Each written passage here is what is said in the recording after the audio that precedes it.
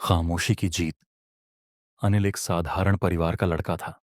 जब वह 21 साल का हुआ तो उसके मन में एक अलग ही सोच जन्म लेने लगी। उसे लगा कि क्यों ना वह अपनी खुद की कंपनी शुरू करे।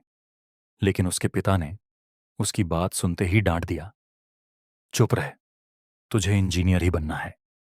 अनिल ने इंजीनियरिंग के लिए मना किया तो पिता ने उसे थप्पड़ मार दिया और मां से कह दिया कि यह लड़का कभी कुछ नहीं कर पाएगा। मजबूरी में अनिल ने सिविल इंजीनियरिंग के लिए आवेदन किया। माता पिता खुश हो गए।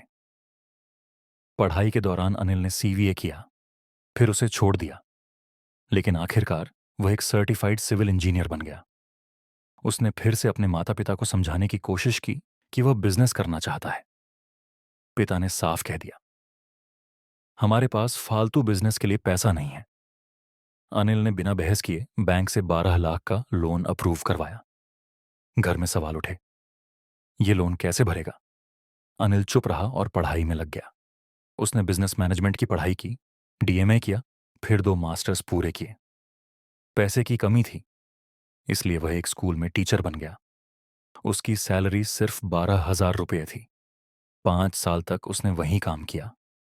माता पिता ताने देते रहे कि वह पागल है, उसने परिवार की नाक कटवा दी है। लेकिन अनिल हर महीने थोड़ा थोड़ा पैसा जोड़ता रहा। इसी बीच उसे समझ आया कि बड़े खिलाड़ी छोटे लोगों को आगे बढ़ते नहीं देखना चाहते।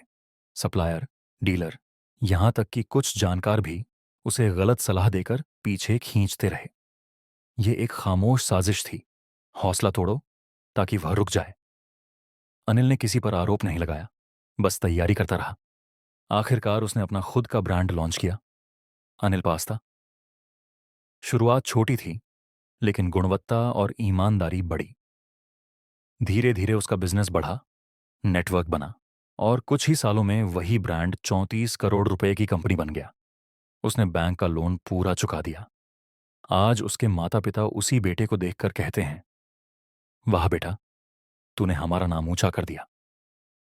अनिल मुस्कुरा देता है, क्योंकि वह उन्हें समझा चुका है कि सपने शोर से नहीं, खामोशी से पूरे होते हैं।